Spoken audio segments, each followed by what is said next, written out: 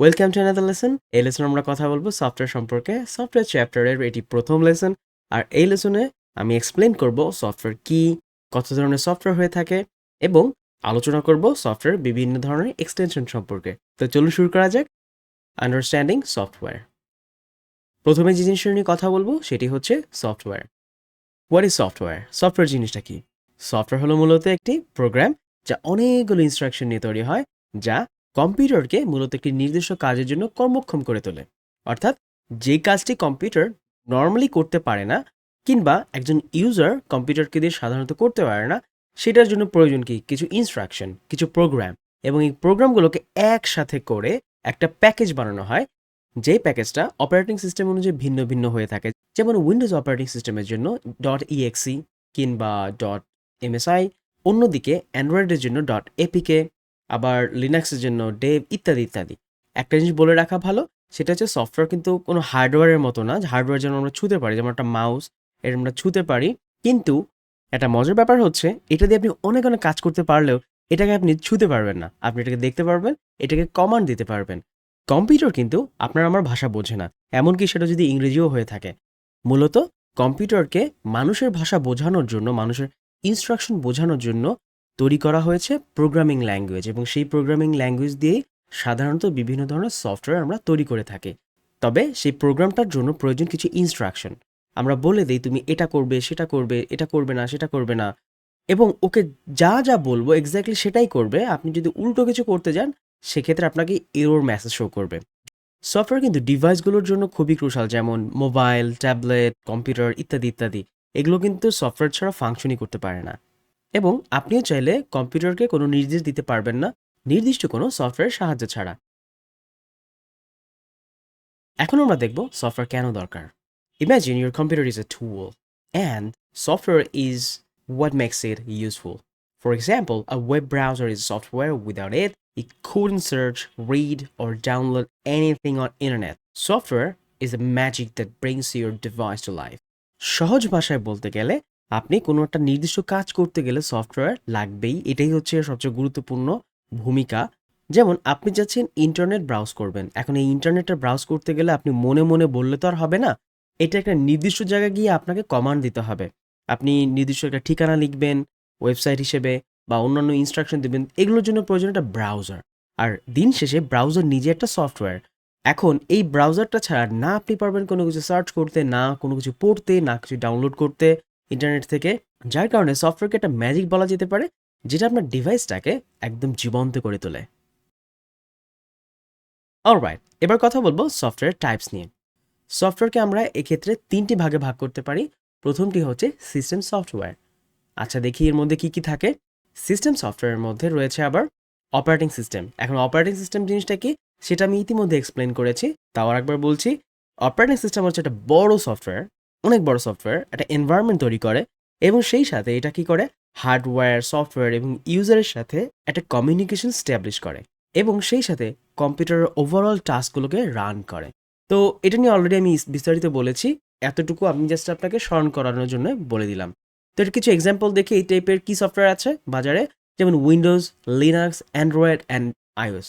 So এই যে iOS, তারপর হচ্ছে অ্যান্ড্রয়েড, লিনাক্স এবং উইন্ডোজ, এগুলো কিন্তু মূলত কিছু অপারেটিং সিস্টেমের নাম। প্রতিটি সফটওয়্যারে একটা নাম থাকে।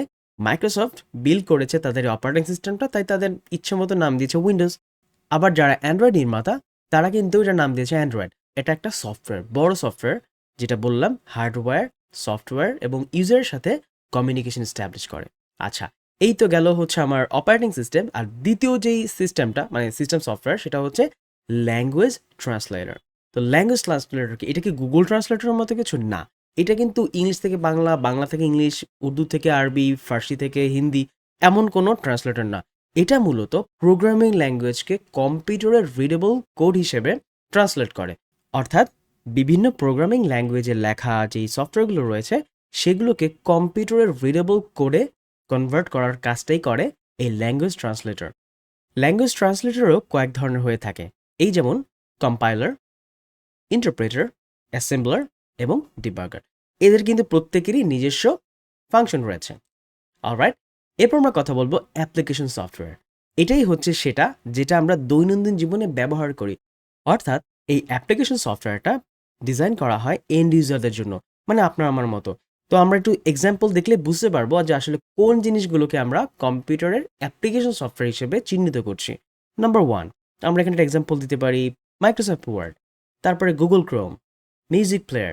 তো খেয়াল করে দেখুন, এই যে মাইক্রোসফট ওয়ার্ড, আমরা যখনই চিন্তা করি আচ্ছা কিছু একটা লিখবো, এই লেখাটাকে আমি কম্পিউটারে এই মাইক্রোসফট ওয়ার্ড বা টেক্সট এডিটর এগুলো ছাড়া লিখতে পারবো? পারবো না। ধরুন আমি একটা বই লিখতে চাচ্ছি। এখন বই লিখতে গেলে আমার একটা সফটওয়্যার লাগবে বা আমার একটা এনভায়রনমেন্ট লাগবে যেখানে আমি লিখতে পারবো আমার কথাগুলোকে। কিন্তু কথা হচ্ছে, যদি আপনার কম্পিউটারের মধ্যে এই মাইক্রোসফট ওয়ার্ড বা এরকম সিমিলার ওয়ার্ড প্রসেসিং সফটওয়্যার না থাকে, তাহলে কিন্তু আপনি সিমিংলেসলি কাজগুলো করতে পারবেন না। যার কারণে একটা ওয়ার্ড প্রসেসিং সফটওয়্যারের প্রয়োজন হয়। এই ওয়ার্ড প্রসেসিং সফটওয়্যারটা যদি না থাকে, তাহলে কম্পিউটারে আপনি এই কাজটা করতে পারবেন না। তার মানে at the end of the ডেতে কম্পিউটারের কার্যক্ষমতা বাড়ছে সফটওয়্যারের মাধ্যমে। আপনি যখন ওকে গুগল ক্রোম ইনস্টল করে দিবেন, তখন ও আপনার জন্য ইন্টারনেট ব্রাউজিংয়ের অপার সম্ভাবনা খুলে দিবে। আপনি যখন চাচ্ছেন মিউজিক শুনবেন, তখন আপনাকে একটা মিউজিক প্লেয়ার ইনস্টল করতে হবে। তখন আপনি চাইলেই মনের মতো করে ইচ্ছে মতো আপনার মিউজিক, ছড়া, গান, কবিতা ইত্যাদি আপনি শুনতে পারবেন। তো এগুলো প্রত্যেকটা এক একটা এক্সটেনশন হিসেবে কাজ করে। অ্যাপ্লিকেশন সফটওয়্যারগুলো আপনার বিভিন্ন প্রোডাক্টিভ কাজকে আরও গতিময় করে তুলতে পারে। অলরাইট, এরপর রয়েছে ইউটিলিটি সফটওয়্যার। এখন কথা হচ্ছে এই ইউটিলিটি সফটওয়্যার জিনিসটা কি। সাধারণত এই ইউটিলিটি সফটওয়্যারটা কাজ করে কম্পিউটারে মেইনটেইন করার জন্য।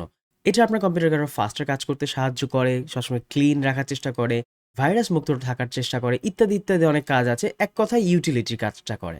তো এরকম কিছু এক্সাম্পল যদি আমাকে বলতে হয়, বলা যেতে পারে antivirus, backup utility, disk clean up ইত্যাদি ইত্যাদি।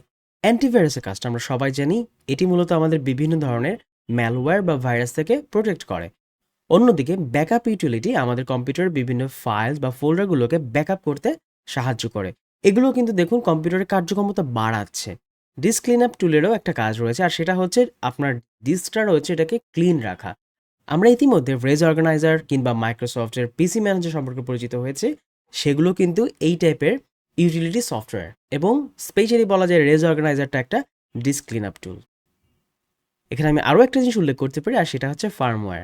ফার্মওয়্যার হচ্ছে মূলত এক ধরনের সফটওয়্যার যেটা মাদারবোর্ড প্রস্তুত করা কোম্পানি তাদের এই মাদারবোর্ডের সাথেই বিল্ট ইন করে দেয়। এটা কিন্তু আলাদাভাবে কোনো স্টোরেজ অকুপাই করে না। এটা মূলত আপনার অপারেটিং সিস্টেম, হার্ডওয়্যার এবং ইউজারদের সাথে একটা কমিউনিকেশন করে দেয়। কিন্তু ইউজাররা কিন্তু এটার সাথে সরাসরি ইন্টারাক্ট করে না মোস্ট অফ দ্য টাইম। যখন আমাদের প্রয়োজন হয় তখন আমরা বায়োসে গিয়ে বা বুট মেনুতে অন্যান্য জিনিসগুলো আমরা চেঞ্জ করতে পারি। তো সেটা নিয়ে আমরা অলরেডি কথা বলেছি, দেখেছি বায়োস জিনিসটা কি। তো এখন সেটা নিয়ে আর কথা না বলছি।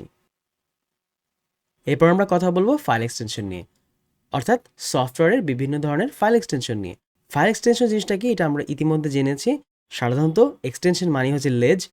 পৃথিবীতে যত ধরনের ফাইল হয় তার প্রত্যেকেরই একটি করে এক্সটেনশন আছে। অর্থাৎ প্রত্যেকেরই যে এক্সটেনশনটা আছে সেটা কাজ করে তার লেজ হিসেবে, তার পরিচায়ক হিসেবে। এটা কি ধরনের ফাইল সেটা আমরা বুঝতে পারি তার এক্সটেনশনটা দেখে। হোয়াট এভার, এটা নিয়ে আমি কথা বলেছি, এটা নিয়ে এখন আর কথা বলবো না। তবে যে জিনিসটা এখন আমি বলবো সেটা হচ্ছে সফটওয়্যারের জন্য, স্পেশালি উইন্ডোজ অপারেটিং সিস্টেমে সফটওয়্যারের জন্য এক্সটেনশনটা হচ্ছে .exe। মনে রাখতে হবে .exe। আরও এক ধরনের এক্সটেনশন আছে, সেটা হচ্ছে .msi। এটা নিয়ে একটু পরে কথা বলছি। আমরা যখন কোনো সফটওয়্যার ইনস্টল করি .exe ফাইলের মাধ্যমে, আপনি খেয়াল করে দেখবেন ওই সফটওয়্যারটা কিন্তু সাইজ আছে, রাইট? হয়তো বা কোনোটার 100 MB, কোনোটা 5 MB, কোনোটা হয়তো 200 বা 1 জিবিও হতে পারে। এটা কিন্তু প্রথমে আমাকে একটা ফাইল হিসেবে দেখানো হয়। আসলেই ও কিন্তু একা না, ওর পেটের মধ্যে অনেক অনেক ফাইল থাকে। সেটা আমরা কখন বুঝতে পারি? যখন আমরা সেই সফটওয়্যারটাকে ইনস্টল করি সি ড্রাইভে বা অন্য কোথাও। ইনস্টল করে আমরা কিন্তু জানতে পারি আচ্ছা ঠিক আছে এটার কি কাজ।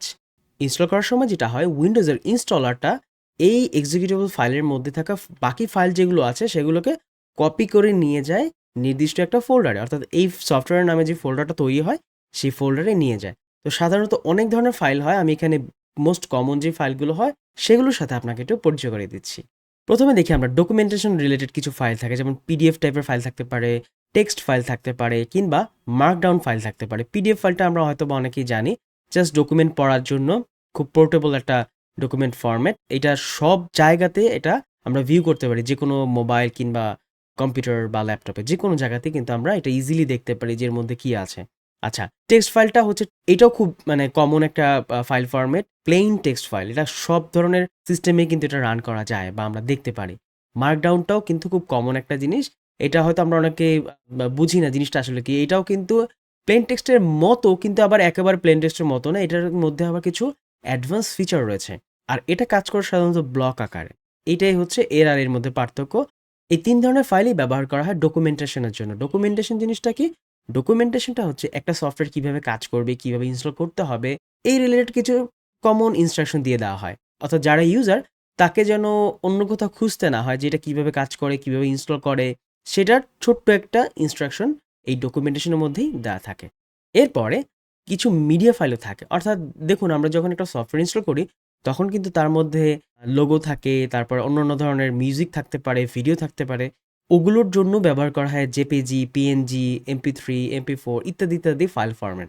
এগুলোই যে সবসময় ইউজ করবে তা না। এই যেমন গেমের ক্ষেত্রে কিন্তু ডিফারেন্ট হতে পারে। তো এটা ডিপেন্ড করে আসলে যে নির্মাতা তার উপরে, এবং ওই যে প্রোগ্রামিং ল্যাঙ্গুয়েজে তারা কাজ করছে তার একটা এনভায়রনমেন্টের উপর ডিপেন্ড করে যে কোনটা সবচেয়ে ভালো তার জন্য। তো এটা আসলে প্রোগ্রামারদের উপরে আমরা ছেড়ে দিই। বাট আমরা দেখতে পারি যে আসলে কোন প্রোগ্রামটার জন্য বা কোন সফটওয়্যারটার জন্য কোন ধরনের ফাইল এক্সটেনশন ব্যবহার করা হয়েছে। এনিওয়ে, এই তো গেল মিডিয়া ফাইল। এরপর রয়েছে ইনস্টলেশন অ্যান্ড কনফিগারেশন। ওই যে ইনস্টল ফাইল যেগুলো বললাম, এখানে এমএসআই এটা দিয়েও আমরা ডিরেক্টলি একটা সফটওয়্যার ইনস্টল করতে পারি। .ini এটা একটা কমন ফাইল। ছোটবেলায় আমি মনে করতাম এটা একটা ভাইরাস, কিন্তু আসলে না। এটা একদম একটা ইনিশিয়ালাইজেশন ফাইল। এর মধ্যে বিভিন্ন ধরনের কনফিগারেশন সেট করা থাকে। এগুলো কিন্তু প্রত্যেকটা একটা আরেকটার সাথে যুক্ত। হয়তোবা এই সিএফজি ইনির সাথে যুক্ত না হলেও এই সিএফজিটা হয়তো এমএসআই এর সাথে যুক্ত। আবার এমএসআই এর সাথে হয়তো ইনি যুক্ত। মানে একটা একটার সাথে ইন্টারকানেক্টেড থেকে একটা সফটওয়্যারকে কার্যকরী করে তোলে। আচ্ছা, তো এখানে আরেক ধরনের রয়েছে, সেটা হচ্ছে এক্সিকিউটেবল স্ক্রিপ্ট। যেমন bat.cmd, এগুলো হচ্ছে ব্যাচ ফাইল। এগুলোর মাধ্যমে কিন্তু ছোট ছোট কাজ করে নেওয়া যায়। এটা হয়তো আমরা সামনে দেখব যে এগুলোর কাজ কি। যদিও আমরা সিএমডিতে দেখেছিলাম, তারপরও বিএটি বা সিএমডি এই টাইপের ফাইল দিয়ে কিন্তু ছোট ছোট মানে কাজ করা যায়, কারণ এখানে সিম্পলি কিছু লাইন অফ কমান্ড থাকে। সেই কমান্ডটা রান করলে একটা নির্দিষ্ট কাজ হয়ে যায়। আচ্ছা, এরপর হচ্ছে পাওয়ারশেল স্ক্রিপ্ট। এটাও হচ্ছে পাওয়ারশেলের জন্য। তো এই সব কিছু নিয়েই কিন্তু একটা সফটওয়্যার। হ্যাঁ, এর বাইরেও আরও অনেক কিছু আছে, আমি শুধু কমন জিনিসগুলো এখানে তুলে ধরেছি। এরপরে হচ্ছে কম্প্রেসড আর্কাইভ, যেমন জিপ ফাইল থাকতে পারে, রাট থাকতে পারে, .7z থাকতে পারে। এগুলো হচ্ছে জিপ করা। এই ফাইলগুলো সম্পর্কে আমরা অন্য একটি লেসনে ডিটেলস আলোচনা করব, তাই এখানে আর কম্প্রেসড আর্কাইভস নিয়ে বেশি কিছু বলছি না। এগুলো থেকে থাকে সেটাই আমি আপনাকে জানিয়ে রাখছি। এরপর রয়েছে প্রোগ্রামিং অ্যান্ড ডেভেলপমেন্ট। ওই যে বলেছিলাম .exe। এখন আপনার মনে প্রশ্ন জাগতে পারে যে আমি তো ইতিমধ্যে .exe সম্পর্কে বলেছি যে ইএক্সি ভাঙলে এগুলো পাওয়া যায়, তাহলে কি ইএক্সি ভাঙলে আরেকটা ইএক্সি পাওয়া যায়? হ্যাঁ, ইএক্সি ভাঙলেও আরেকটা ইএক্সি পাওয়া যেতে পারে, এবং সেটা দিয়েই মূলত মেইন কাজটা করে উইন্ডোজ। অর্থাৎ আমি যদি এমএসআইও এক্সিকিউট করি তখনও কিন্তু আমি একটা .exe ফাইল পেতে পারি, এবং এটাই হচ্ছে মূলত উইন্ডোজের জন্য এক্সিকিউটেবল ফাইল। আচ্ছা, তো আবার ডিএলএল আছে, পিডিবি আছে, তারপরে .h কিংবা .hpp এগুলোও রয়েছে। আবার সোর্স কোড হিসেবে সি শার্পের জন্য রয়েছে .cs ইত্যাদি ইত্যাদি। সবগুলোই কিন্তু প্রোগ্রামিং এবং ডেভেলপমেন্ট রিলেটেড। এখানে আরও অনেক কিছু থাকতে পারে। আপনারা এগুলো কমনলি এগুলোই দেখবেন, যে এই যে .dll, তারপরে .exe, তারপর ইত্যাদি ইত্যাদি আরও অনেক কিছু দেখবেন। আমি একটু পরে আপনাকে প্র্যাকটিক্যালি দেখাবো, জাস্ট এখন একটু দেখে রাখেন। HTML, CSS, JS এগুলো সাধারণত ওয়েব টেকনোলজি। কখনো কখনো পেতেও পারেন কোনো কোনো সফটওয়্যারের মধ্যে। এরপর রয়েছে ডেটা ফাইল .csv, .json। তো এই ফাইলগুলোর মধ্যে কিন্তু সাধারণত থাকে ডেটা। সো একটা সফটওয়্যারগুলোতে আপনি অনেক কাজ করেন, অনেক কিছু সেভ করেন। তো এটা যেটা করে যে ওর একটা টেম্পোরারি মেমোরির মধ্যে, টেম্পোরারি ডেটাবেজের মধ্যে সব কিছু স্টোর করে রাখে। আর সেই ডেটাবেসগুলোকে ও আবার ছোট ছোট জেসন ফাইল বা সিএসবির মধ্যেও এক্সপোর্ট করতে পারে, বা ওগুলোর মাধ্যমে স্টোর করতে পারে। তো এই ছিল মূলত একটা জেনারেল আলোচনা। এবার আমি আপনাকে দেখাচ্ছি একটা ফাইল এক্সটেনশন ফোল্ডারের মধ্যে কিভাবে থাকে। দেখুন, এর জন্য আমরা চলে এলাম কম্পিউটারের এই যে একেবারে সি ড্রাইভে। এখানেই তো সব সফটওয়্যার আমরা ইনস্টল করি। তো আমরা এখানে ঢুকবো। তারপরে দেখুন এই যে প্রোগ্রাম ফাইলগুলো আছে, কি কি প্রোগ্রাম ফাইল আছে, অনেকগুলো। যত ধরনের সফটওয়্যার আমি এখানে ইনস্টল করেছি সবগুলো আমি এখানে দেখতে পাচ্ছি। আচ্ছা, তার মধ্যে আমি ধরুন মজিলা ফায়ারফক্স, এটাকে আমি ওপেন করলাম। এই যে দেখুন এক্সটেনশন কি এটার, .dll, .ini, .exe। তো এইটাই কিন্তু এই যে দেখুন এখানে একটা .exe আছে, আবার এখানে একটা আছে, আবার এখানে একটা আছে। সবগুলোই কিন্তু আপনার এই মেন ইএক্সির সাথে কানেক্টেড। অর্থাৎ আসল ইএক্সি কিন্তু এটা, যেটা দিয়ে আপনার প্রোগ্রামটা রান হবে। ও যখন চাইবে তখন এই ইএক্সি ফাইল বা অন্যান্য ফাইলগুলো রান হবে, যেটা আপনি দেখতে পান না। এগুলো আসলে বিভিন্ন প্রসেসের মাধ্যমে কাজ করে। এরপর রয়েছে ডট এক্সএমএল, তারপরে ডট এসআইজি, এরকম বিভিন্ন ধরনের ফাইল এক্সটেনশন থাকে। আমি শুধু আপনাকে একটু ধারণা দিয়ে রাখলাম। এই দেখুন এখানে জেসন ফাইলও রয়েছে, এখানে লেখা আছে ইনস্টলেশন টেলিমেটরি, এখানে কিছু ফাইল থেকে থাকে। এই সবগুলোই কিন্তু কাজের এবং সবাই কার নির্দেশ মানে এই যে ডট ইএক্সি, অর্থাৎ ডট ইএক্সিটা হচ্ছে আপনার আমার জন্য ইন্টারাকশনের জন্য। সো আমি যখনই এখানে ক্লিক করব, এই যে ওপেন হয়ে গেল, দেখুন আমি কিন্তু এই ফাইলটা ক্লিক করেছি, যার কারণে এই পুরো সফটওয়্যারটা মানে ওয়েব ব্রাউজারটা ওপেন হয়েছে। কিন্তু আমি যদি এই যে ক্র্যাশ রিপোর্টারটা ওপেন করতাম, তখন হয়তো বা কিছুই ওপেন হতো না, কারণ এটা কাজ করছে এর সাথে। আমি একটু ট্রাই করি এটাতে, দেখুন কি বলছে, this application is ran after a crash report the problem to the application vendor। এটা যেটা করে দেখেন, এই অ্যাপ্লিকেশনটা রান করে একটা ক্র্যাশ রিপোর্ট। যখন একটা ক্র্যাশ রিপোর্ট তৈরি হয়, তখন হচ্ছে এই ভেন্ডর কে, এখানে ভেন্ডর হচ্ছে ফায়ারফক্স নিজেই, অর্থাৎ মোজিলা। এই অ্যাপ্লিকেশনটা কে বানিয়েছে? মোজিলার ফায়ারফক্স। ওকে, তো এটা হচ্ছে লেখাই আছে it should not be run directly, অর্থাৎ আপনি এটাকে ডিরেক্টলি রান করতে পারবেন না। এই প্রত্যেকটার ব্যাপারটা এরকম, আপনি ভুলভাল যদি আপনি একটা ডট ইএক্সি ফাইল চালানোর চেষ্টা করেন, তাহলে কিন্তু এটা রান করবে না। আপনাকে একেবারে যে অ্যাপ্লিকেশনটা রয়েছে বা যে সফটওয়্যারটা রয়েছে, সেটার মূল ইএক্সি ফাইলটাকেই রান করাতে হবে। সাধারণত এটা আমরা বুঝতে পারি দুইটা ভাবে। একটা হচ্ছে আইকনটা দেখবেন ওই সফটওয়্যারের আইকন। ওকে, প্রথম কথা হচ্ছে আইকনের দিকে খেয়াল করবেন। এখানে দেখুন এই আইকনের মতো আর একটা ফাইলও নেই, দেখুন আর কোনো ফাইল নেই এই আইকনটার মতো। আবার নামটা খেয়াল করবেন, যদি আপনার সফটওয়্যারটার নাম হয় ফায়ারফক্স, তাহলে শুধু ফায়ারফক্স দিয়ে এটাকে রিনেম করা হবে। ওকে, আমি আরেকটা এক্সাম্পল দেখাচ্ছি, যেমন ধরুন পড প্লেয়ার। সো এর মধ্যে দেখুন কতগুলো ফোল্ডার রয়েছে, আবার কিছু ফাইলও রয়েছে। তার মধ্যে দেখুন এইটা হচ্ছে মেইন ফাইল, পড প্লেয়ার মিনি 64, মানে 64 বিটের সফটওয়্যার, এটা তাই দেখাচ্ছে। বাকিগুলো কিন্তু দেখেন আর একটা থাকবে, সেটা হচ্ছে ডট ইএক্সি, এটার আগে থাকবে আনইনস্টল। তার মানে আপনি যদি কোনো সফটওয়্যার আনইনস্টল করতে চান, এটাকে রান করলেই চলবে। আপনি এটাকে রান করুন, দেখুন কি আসে।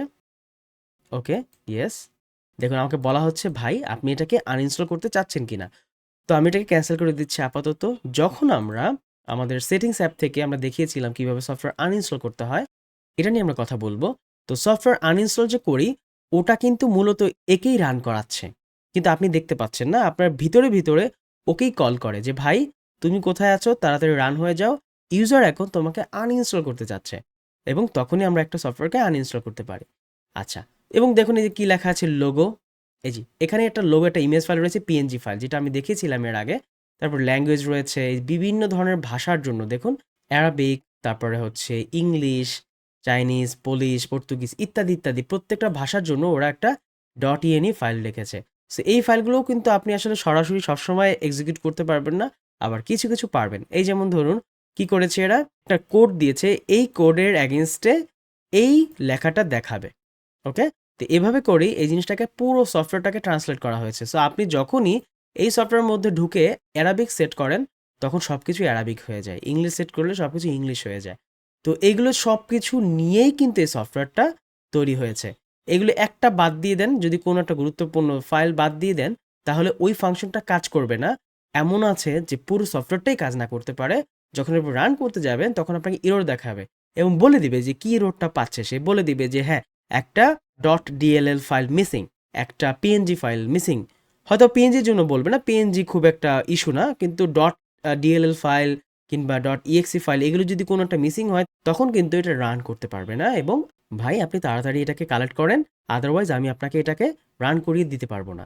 তো এই হচ্ছে মূলত একটা ইন্ট্রোডাকশন সফটওয়্যারের, এবং এটা কিভাবে কাজ করে। মূলত এই যখন আমরা ইনস্টল করি, তখন সব কিছু এই যে দেখুন কি করে, আমরা যখন সি ড্রাইভে ইনস্টল করি, তখন প্রথমে যেটা করে ও দেখে নেয় যে এটা কি 32 বিটের সফটওয়্যার নাকি 64 বিটের সফটওয়্যার। যদি 32 বিটের সফটওয়্যার হয়, তখন সে এখানে চলে যাবে, এখানে ইনস্টল করবে। আর যদি 64 বিটের হয়, তখন এখানে ইনস্টল করবে। তো আমি এখানে একটু বলে দিচ্ছি, যেটা 64 বিটের সেটার সাথে 64 লেখা থাকবে না, আর যেটা 32 বিটের সেখানে 32 বিট লেখা থাকবে না, লেখা থাকবে 86। একটু মনে রাখতে হবে, 32 না থেকে থাকবে 86। আচ্ছা, এবার আমি একটু প্রবেশ করছি। এখানে দেখুন আর কত ধরনের আমার সফটওয়্যার রয়েছে, প্রত্যেকটাই কিন্তু একই রকমভাবে কাজ করছে।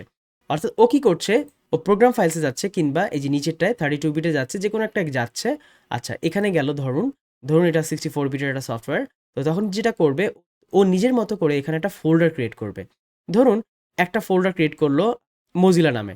আচ্ছা, মজিলা নামে ফোল্ডার ক্রিয়েট করার পরে ওটার মধ্যে ওই যে প্রথমে ডট ইএক্সি ফাইলটা ছিল সেই ফাইলের মধ্যে থাকা সকল ফাইল কপি করে এখানে নিয়ে এসে ছেড়েছে। দেখুন এখানে যখন ছেড়েছে, শুধু ছেড়েছেই না, এর সাথে আরও বেশ কিছু রেজিস্ট্রি রয়েছে। মানে ব্যাপারটা হচ্ছে অনেকটা এরকম, যখন আমরা একটা লাইব্রেরিতে যাই, লাইব্রেরিতে বই কালেক্ট করার জন্য, বই ব্যবহার করার জন্য, তখন হয় কি আমাদেরকে লাইব্রেরিতে রেজিস্ট্রেশন করতে হয় যে ভাই আমি কিন্তু এখানে একটা ভ্যালিড মেম্বার। সফটওয়্যারেও কিন্তু একই কাজ করতে হয়। তো উইন্ডোজ অপারেটিং সিস্টেমে একটা রেজিস্ট্রি রয়েছে যেখানে সব সফটওয়্যার তাদের নাম লেখায়, এবং সেই নাম লেখানোর পরেই উইন্ডোজ আপনাকে বলে যে হ্যাঁ আমি একে অন্তর্ভুক্ত করলাম, ও এখন আপনার লাইব্রেরির সদস্য, অর্থাৎ আমার যে সফটওয়্যার লাইব্রেরি সেখানের সদস্য। ওকে, তো সেখানেই আমি সব কিছু পাচ্ছি একবার একটা প্যাকেজ, যেটা কিন্তু ওই মূল ডট ইএক্সি ফাইলের মধ্যে ছিল, এবং যখন এটা ভাঙলাম তখন এইরকম ফাইলগুলো দেখা গেল, এবং সেখানেও একটা ডট ইএক্সি ফাইল দেখা গেল, যেটা কিনা আমার মূল এক্সিকিউটেবল ফাইল বা যেটা দিয়ে আমি রান করব। তবে পোর্টেবল ফাইলের ক্ষেত্রে কিন্তু হতে পারে যে একটা ডট ইএক্সি ফাইল, আর কিছুই নাই, আপনার এই যে এত কিচ্ছু নাই, ওই ডট ইএক্সি ফাইলটাই যথেষ্ট কখনো কখনো। এটা একটা এক্সাম্পল দিতে পারি, যেমন ধরুন আমি যদি একটু সফটওয়্যার চলে যাই, পোর্টেবল কিছু ফাইল দেখাচ্ছি আমি আপনাকে। এই যেমন ধরুন এই যে জুম এটাতে যদি আমি ক্লিক করি, দেখুন অ্যাগ্রি করছি, দেখুন এটা কিন্তু রান হয়ে গিয়েছে, এর সাথে আর কিছুই নেই। আমি কিন্তু এখন ওকে দিলে এটা কাজ করা শুরু করবে। আমি এটা ক্যান্সেল করে দিচ্ছি। আমি আপনাকে আরও একটা এক্সাম্পল দেখাচ্ছি ডিজাইনে। পিক্সি দেখুন, এটা হচ্ছে ডট ইএক্সি এবং এটার সাথে সাথে রান হয়ে গিয়েছে, এর জন্য কিন্তু আলাদা কিচ্ছু লাগছে না।